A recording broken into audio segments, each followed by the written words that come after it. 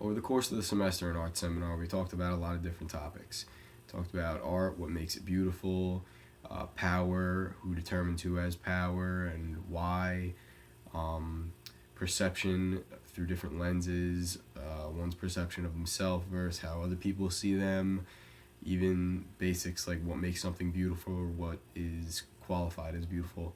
So I will briefly go over what I think of each of those topics, but then I will be asking some of my colleagues who are not art majors, who were not in the class, what they think, because I think it would be interesting to get someone's opinion from outside of the class, someone who's not used to answering questions like this, someone who gets more of a number based question in class and they don't really have to think in this way. Because I think it would be interesting to see how someone who's not used to this type of learning style would react to this kind of question. So that's what we'll do.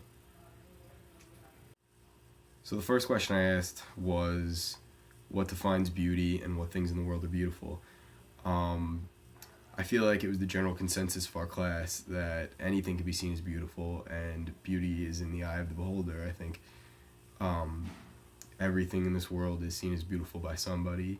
I think anything can be seen as beautiful if you're looking at it from the right perspective, and I don't think there's anything that should determine specifically what defines beauty. I think it's all a matter of who's looking at it and what they're looking for.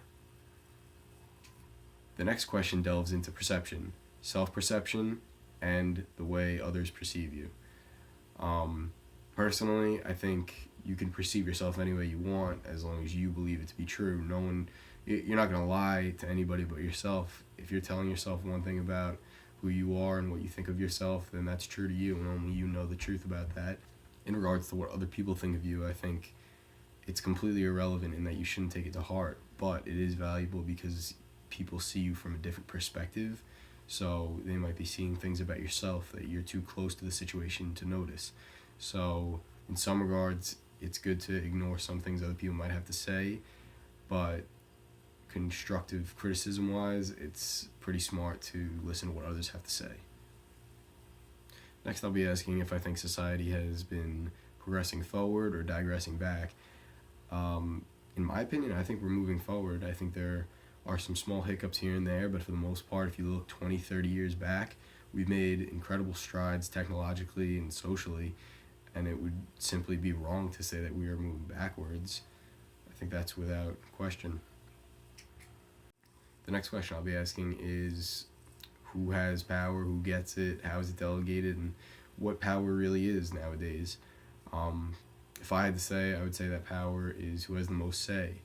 And to that point, I feel like it's whoever takes charge, whoever has the loudest voice has a lot of power. I feel like nowadays it's too easy for people to be heard with all the different social media outlets. So I think that's starting to lose its luster a little bit. Nowadays, there's a number of ways to get power over people or a single person, whether it's money or emotion or simply talking to them. Um, it's difficult to define what power really is nowadays. How do you perceive yourself? I see myself as a nice guy. I think I'm the guy that's gonna go out and come to your house at 2 in the morning if you need something.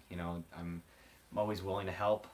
Compared to everyone else, I think the norm has been where you are more selfish. Where I try not to be.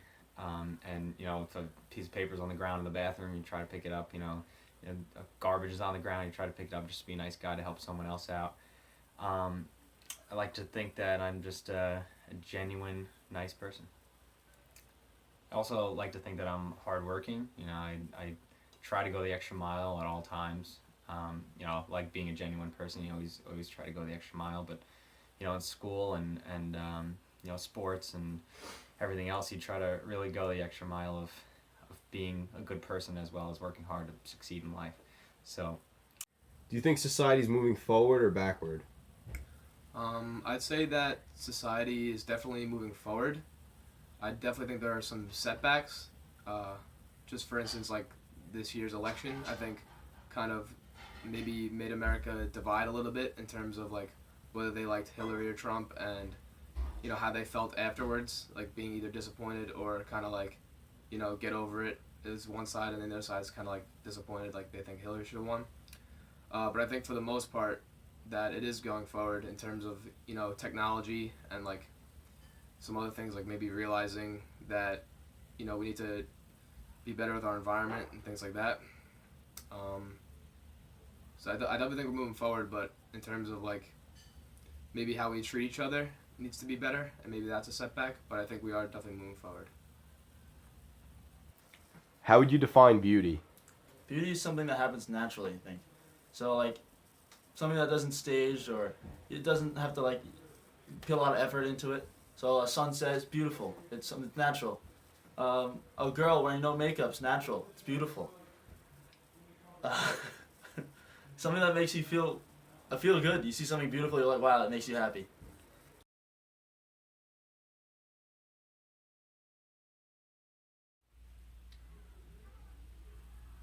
Oh, hello there. Hey, how would you define power, and who gets to define it within society?